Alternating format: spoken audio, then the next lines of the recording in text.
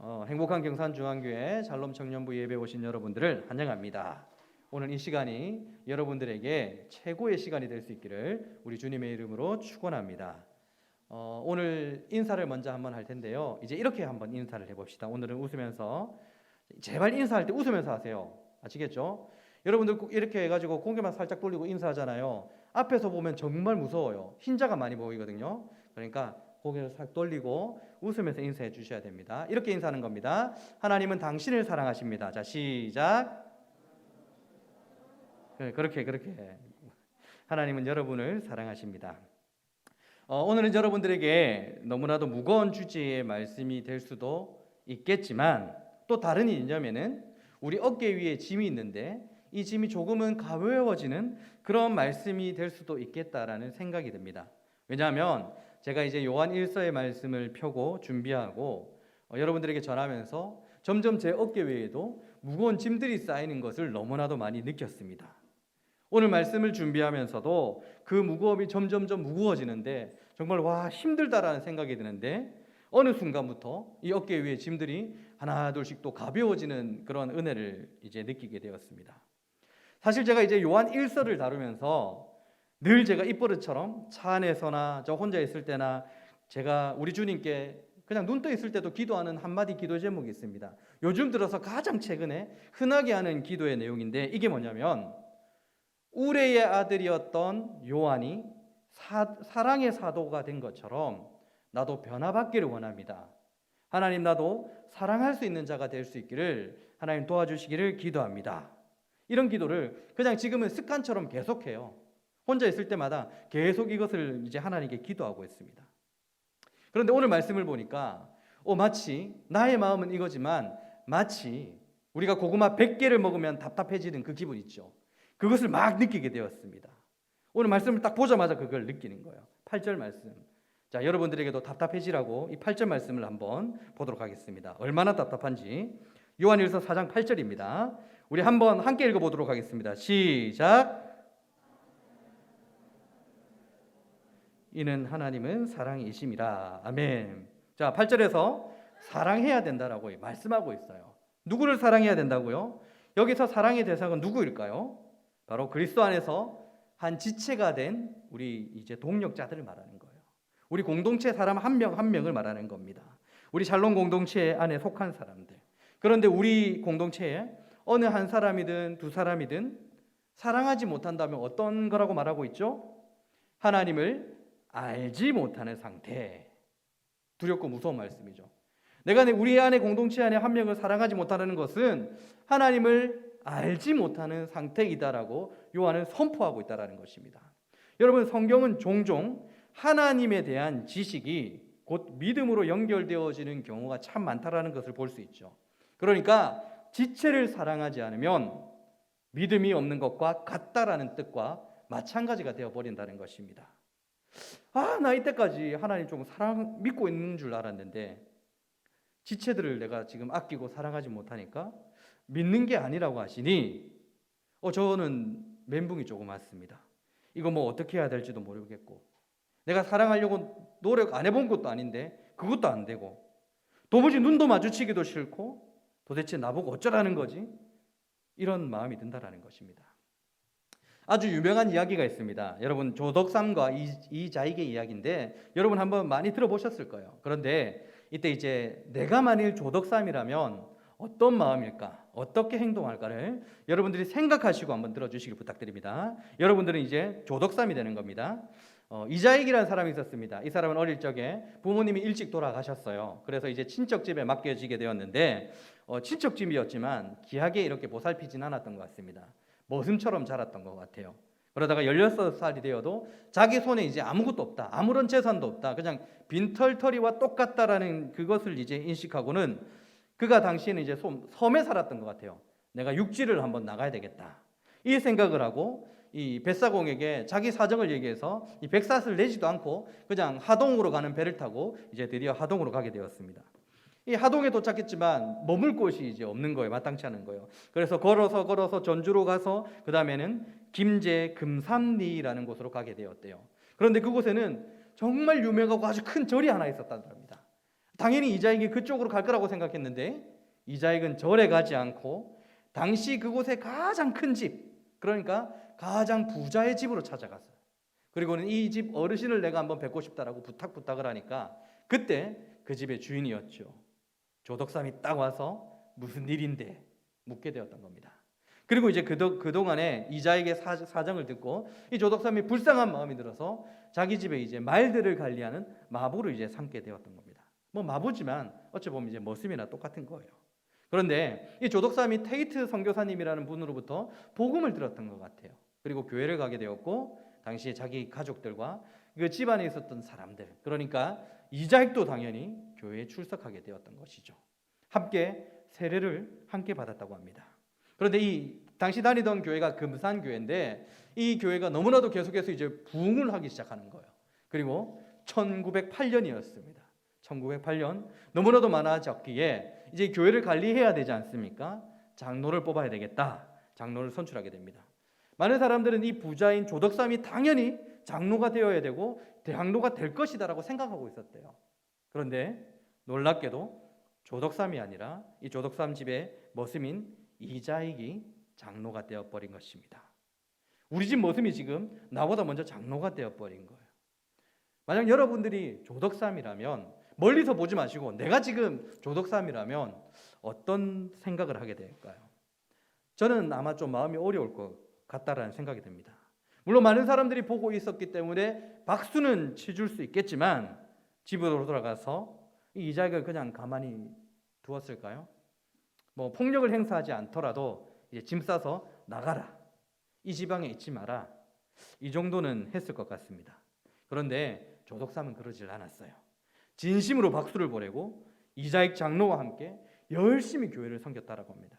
뿐만 아니라 이 머슴이었던 이자익이 좀 성경을 읽고 가르치는데 좀 출중한 재능이 있는 것 같아서 신학교를 보내고 모든 학비와 기숙사비를 다 전면 지원해 주었대요. 그리고 이자익은 자신이 다니던 금산교회 2대 목회자가 담임 목사가 되었습니다. 여러분, 조덕삼이 이렇게 할 수 있었던 이유가 뭐라고 생각되어집니까? 이자익이 단순히 내 집안을 이제 청소하는 머슴이 아니라 이제는 그리스도 안에서 한 형제가 되었다는 확고한 믿음이 그에게 있었기 때문입니다. 그 믿음이 없었다면 이거 할 수 없는 일이죠. 그리고 그 믿음 때문에 그는 이자익을 사랑하고 아낀 것이라고 저는 믿고 있습니다. 요한일서 1장 5절을 보면 여러분, 하나님은 빛이시라고 말합니다. 하나님은 빛난다라고 말씀하시는 게 아니라 하나님은 빛이시다라고 말씀하시고 어떤 말씀하신지 아십니까? 하나님은 빛이시기에 어둠이 없다라고 말씀하세요. 마찬가지로 오늘 우리를 시험에 들게 만드는 4장 8절에 뭐라고 말씀하십니까? 하나님은 사랑하시는 분이시다라고 말씀하시는 것이 아니라 하나님은 사랑이시다. 하나님이 어떤 분이시라고요? 하나님은 사랑이시다라는 것이에요. 하나님의 본질에 대해서 지금 설명해 주고 있는 것입니다. 하나님은 사랑이시기 때문에 사랑하지 않는 것을 생각할 수 없는 거예요. 하나님은 사랑이시기 때문에 미워한다라는 것을 생각할 수 없다라는 것입니다. 우리가 하나님이 나를 사랑하지 않는다, 하나님이 나를 멀리하고 미워하고 버린다, 이것을 생각하는 것 자체가 하나님의 본질에 대해서 잘못 알고 있는 거란 말입니다. 그러므로 우리가 하나님에 대한 믿음이라는 것은 이 사랑의 하나님에 대한 믿음인 것이죠. 사도 요한은 이 하나님은 사랑이시다라고 말씀하고 있어요. 하나님은 사랑이시기에 사랑의 하나님을 믿는다면 이제 더 큰 문제가 발생합니다. 사랑하지 않을 수 없다라고 4장 8절에서 말씀하고 있는 것이죠. 조덕삼처럼 사랑해야 된대요. 여러분, 이거 다른 말로 바꾸면 어떻게 됩니까? 우리 그리스도 안에서 우리 공동체의 지체들을 사랑하지 않는 거면 다시 한번 말씀드리지만 믿음이 없는 것이다, 제대로 안 믿는 것이다 라고 말씀하고 있는 거예요. 그래서 제가 요한 1서를 다루면서 처음에 만났을 때에 제가 기도한 겁니다. 우레의 아들이었던 요한이 사랑의 사도로 변한 것처럼 나도 지금 변해야 됩니다. 하나님, 나 변화시켜 주세요. 그리고 그 기도에 응답하사 오늘 본문의 말씀을 저와 여러분들에게 주시는 겁니다. 자, 오늘 본문의 말씀의 시작은 하나님은 사랑이시기에 그 사랑을 받은 우리도 형제를 사랑해야 된다라고 시작하죠. 그런데 여기서 말하는 사랑, 이 사랑이 무엇인지에 대해서 먼저 우리가 파악할 필요가 있다는 것입니다. 여러분, 사랑을 말하는 헬라어에는 네 가지 종류가 있습니다. 사랑은 네 가지 종류가 있어요. 성경에는 사랑에 대해서 말하는 네 가지 종류가 있습니다. 에로스부터 아가페까지 있죠. 제가 이것들을 오늘 설명할 시간은 없어요. 그냥 여러분들이 검색하시면 충분히 잘 설명되니까 이 네 가지는 그냥 알아보시고 오늘 본문에서 말하는 이 사랑에 한번 집중해 보도록 하겠습니다. 오늘 본문에서 말씀하시는 사랑, 헬라어로 여러분들 잘 아시는 바로 아가페인 것이죠. 아가페. 이 아가페는 그냥 여러분들 쉽게 생각하십시오. 이 아가페가 어떤 사랑의 성격을 지니느냐? 바로 하나님의 사랑인 거예요. 신적인 사랑인 겁니다. 우리 인간이 할 수 있는 사랑이 아니에요. 요한일서 4장 9절과 10절입니다. 하나님의 사랑이 우리에게 이렇게 나타난 바 되었으니 하나님이 자기의 독생자를 세상에 보내심은 그로 말미암아 우리를 살리려 하심이라. 사랑은 여기 있으니 우리가 하나님을 사랑한 것이 아니요 하나님이 우리를 사랑하사 우리 죄를 속하기 위하여 화목제물로 그 아들을 보내셨음이라. 아멘. 자, 제가 먼저 하나님의 본질이 바로 사랑이라고 했죠. 하나님은 사랑이시니라. 하나님의 본질인 사랑을 먼저는 우리는 삼위일체로 먼저 한번 접근을 해봐야 됩니다. 하나님은 한 하나님이시지만 세 위격으로 계시죠. 성부 하나님, 성자 예수님, 성령 하나님으로 계십니다. 그런데 이분들의 본질은 다 각기 사랑이시기 때문에 이 삼위일체 안에서 사랑이 역동적으로 계속해서 순환하고 있다는 거예요. 성부 하나님은 성자 하나님과 성령 하나님을 사랑하시는데 어떻게 사랑하십니까? 아가페로 사랑하신다는 것입니다.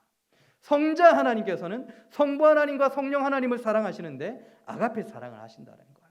성령 하나님도 성부와 성자를 아가페로 사랑, 즉 신적인 사랑들을 계속해서 나누고 계신다라는 것입니다. 그런데 지금 제가 그런데라고 했습니다.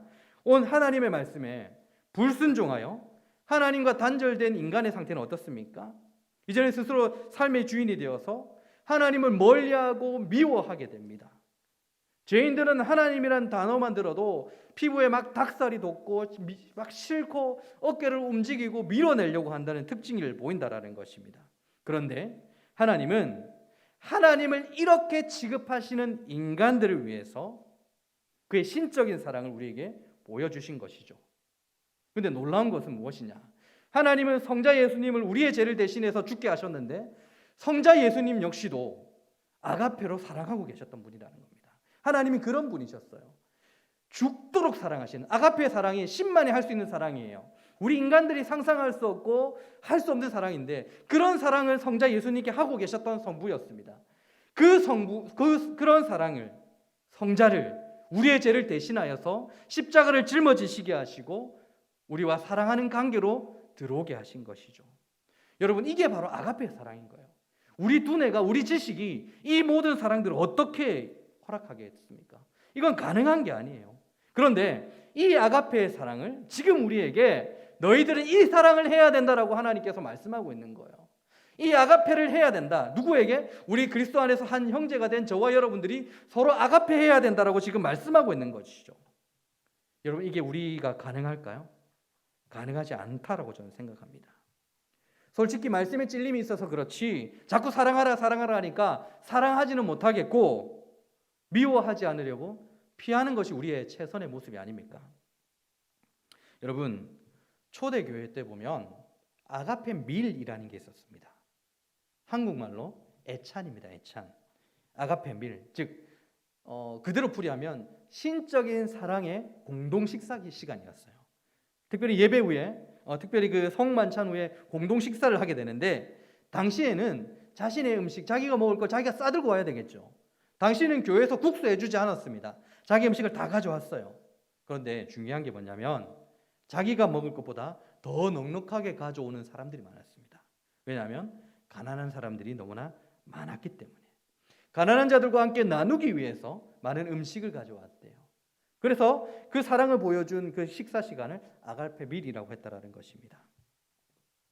여러분, 이 중요한 것이 뭐냐면 이 신적인 사랑의 식사 시간이라고 왜 말할 수 있냐면 교회 안에서는 신분의 높고 낮음이 없었기 때문입니다. 교회 안에서는 부자와 가난한 자가 없었기 때문입니다. 교회 안에서는 너는 나고 나는 너다라는 인식이 강했기 때문이에요. 여러분 생각해 봅시다. 당시의 사회 분위기상 주인과 종이 음식을 겸하여 먹는 게 가당키나 한 일이었겠습니까? 이 당시 분위기로는 엄청난 일이었다라는 겁니다. 그런데 교회에서는 가능했어요. 왜냐하면 그들은 신적인 사랑을 받았고 그 신적인 사랑을 할 수 있는 능력이 있었기 때문입니다. 자신이 가지고 있던 신분부터 가진 모든 것들을 내어놓을 수 있는 그 능력이 있었기 때문이에요. 왜냐? 하나님과 동등되시지만 동등됨을 여기시지 않으시고 낮고 천한 몸으로 이 땅에 오신 예수님처럼 그 사랑을 충분히 알기 때문에 자신의 기득권층들이 먼저 내려놓고 자신의 모든 지위를 내려놓고 예수님처럼 사랑하셨기 때문에 가능한 거예요. 희생이지만 단순한 희생이 아닌 겁니다. 내가 조금 손해보는 정도가 아니었다라는 겁니다. 그래서 아가페 했다라고 하죠. 그런데 이 놀라운 사랑, 사도 요한은 오늘 저와 여러분들에게 하라라고 말씀하고 있습니다. 어깨가 많이 무거워지죠. 과연 내가 이 사랑을 할 수 있을까? 그런데 제가 서두에 말씀드린 것처럼 처음에는 어깨에 짐이 무거웠는데 조금씩 가벼워지는 것을 느꼈다라고 했죠. 이제 그 이유를 한번 설명드리도록 하겠습니다. 요한일서 4장 13절입니다. 자, 우리의 마음의 부담을 들어줄 요한일서 4장 13절 힘을 주어서 함께 한번 한 목소리를 읽어보도록 하겠습니다. 13절 시작.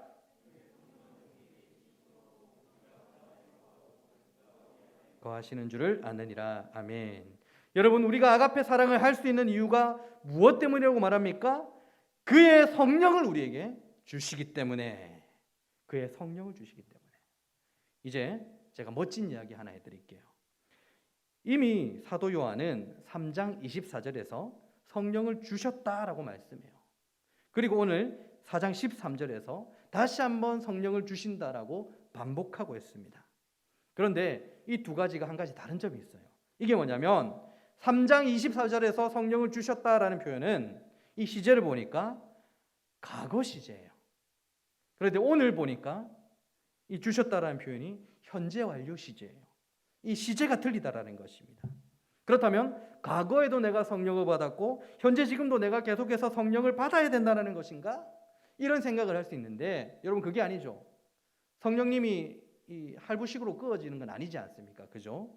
이 말씀은 우리가 중생할 때에 성령을 받았는데 그 이후로는 계속해서 성령 충만해야 된다라는 것을 우리에게 가르쳐 주는 겁니다.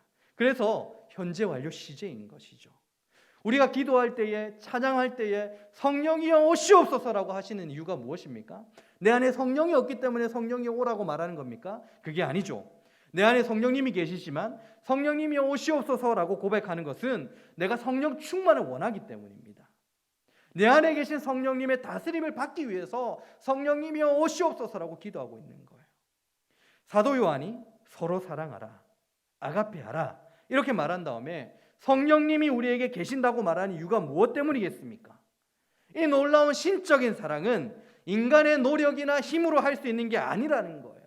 성령 충만을 통해서만 할 수 있다라는 것입니다. 그래서 내가 샬롬 공동체 안에서 조금 힘이 들은 사람이 있다. 그런데 말씀을 보니까 자꾸만 사랑해라고 한다. 그래서 마음이 부담감이 많다. 미치겠다. 해도 안 된다. 우리 안에 이러한 부담감이 있었는데 이제는 그게 아니라는 거예요. 이때까지 그 부담감 모든 것들이 내 힘으로 하려고 했기 때문에 그런 부담감이 생겼겠다는 거예요. 다시 한번 말씀드리지만 이 사랑은 우리의 힘으로 할 수 있는 사랑, 인간의 사랑의 영역이 아니라는 것입니다.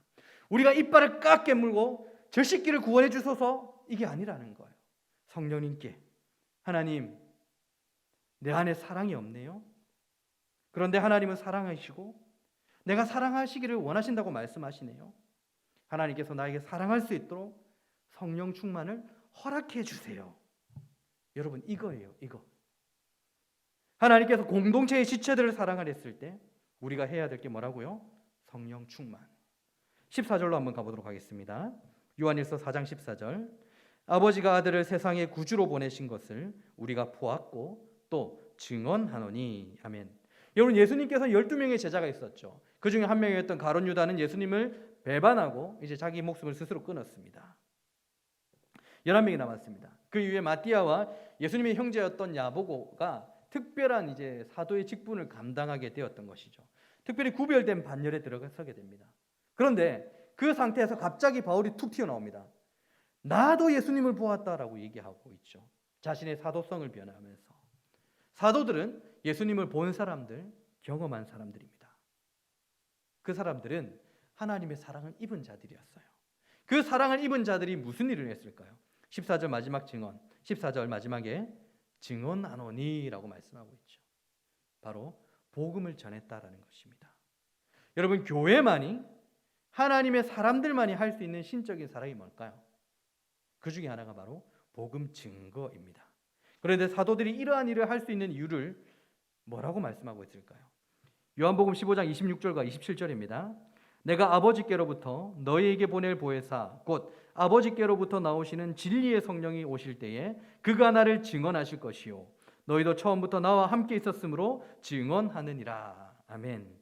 사도로 불릴 너희들에게 성령이 오시면 증언하게 될 것이다. 너희들이 성령 충만하게 되면 사랑을 전할 것인데 그 사랑이 뭐라고요? 복음 증거가 될 것이다. 그러므로 사랑이 본질이신 성령 하나님께서 내주하실 때, 내주하시는 성령님이 나를 다스리실 때 우리는 드디어 아가페 할 수 있다는 것입니다. 그제서야 우리는 하나님이 말씀하시는 그 사랑을 할 수 있다는 것입니다. 그런데 사도들은 그렇다 칩시다. 그럼 우리는 아가페 할 수 있다 없다? 그들은 좀 특별했다. 왜? 보았다고 하니까, 경험했다고 하니까. 그러면 우리는, 자 15절로 갑니다. 요한 1서 4장 15절. 누구든지 예수를 하나님의 아들이라 시인하면 하나님이 그의 안에 거하시고 그도 하나님 안에 거하시느니라. 여러분, 예수님께서 하나님의 아들이심을 여러분들이 믿고 있죠. 그 때문에 여러분들이 이 자리에 나와서 예배하고 있는 것 아니겠습니까? 그런데 예수님이 하나님의 아들이심을 믿을 때에 어떤 일이 일어난다고요? 하나님이 그의 안에 거하시고라고 말씀하고 있죠. 성령 하나님이 그 안에 거하신다라는 것입니다. 그러니까 사도들과 저와 여러분들은 다를 바가 없다라는 거예요. 사도들 안에 내주하시는 성령 하나님은 특별한 성령 하나님이고, 지금 우리에게 내주하시는 성령 하나님은 하급 관리원 성령 하나님이 아니라는 거예요. 사도들에게 내려주신 그 성령 하나님, 동일하신 그 하나님께서 지금도 우리 안에 내주하고 계신다라는 것입니다. 성령 하나님은 동일하신 하나님이신 거예요. 그리고 우리 안에 성령 하나님이 계실 때 우리는 예수님을 하나님의 아들이라 시인할 수 있는 것이고, 우리 안에 성령님이 계시기에 사도들처럼 성령 충만을 구하며 또한 사랑을 증가할 수 있는 사람들이 되어질 수도 있다는 겁니다. 우리 역시도 똑같이 동일하게 할 수 있다는 것을 말하는 것입니다. 19절을 한번 봅시다. 19절입니다. 우리가 사랑함은 그가 먼저 우리를 사랑하셨습니다.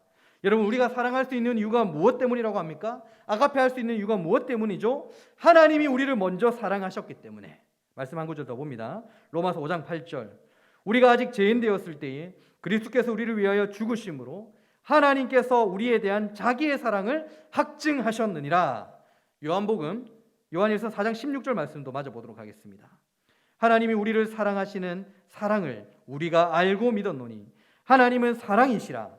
사랑 안에 거하는 자는 하나님 안에 거하고 하나님도 그의 안에 거하시느니라. 아멘. 여러분, 하나님의 사랑은요, 죄인이 되어서 하나님을 미워하고 멀리하는 우리 안에 하나님 자신, 즉 성령 하나님을 보내어 주시는 사랑입니다. 그러므로 사랑하는 자는, 아가페하는 자는 그 사랑의 하나님과 하나가 된 자들이라는 것입니다. 그는 하나님 안에, 하나님은 그 안에 거하시는 것이죠. 이것이 바로 죄로 인하여 하나님과 단절되어진 우리를 그분의 열심을 통해서, 그분의 사랑을 통해서 다시 하나님의 형상, 하나님의 형상으로 우리 인간들을 만들었죠. 그 형상을 회복시키는 모습인 것입니다. 그러므로 하나님이 우리 안에, 우리가 하나님 안에 거하는 것은 제사함을 받아 하나님과 하나가 된 걸 말해요. 내가 하나님과 하나가 되었을 때 하나님은 나를 통하여 사랑을 하시는 것입니다. 다른 말로 표현하면 사랑할 수 없는 우리에게 성령 하나님이 거하시어 사랑을 할 수 있는 자들로 만들어 주신다는 거예요. 우리가 성령 충만할 때 바로 이러한 사랑이 발현되는 겁니다. 내가 할 수 있는 건 아니라는 거예요. 말씀을 정리하도록 하겠습니다. 여러분, 누가복음 6장을 보면 못된 열매 맺는 좋은 나무가 없고 좋은 열매 맺는 못된 나무가 없다고 합니다. 그 나무가 좋은 나무인지 못된 나무인지는 바로 열매를 통해서 알 수 있다라고 말씀하시죠.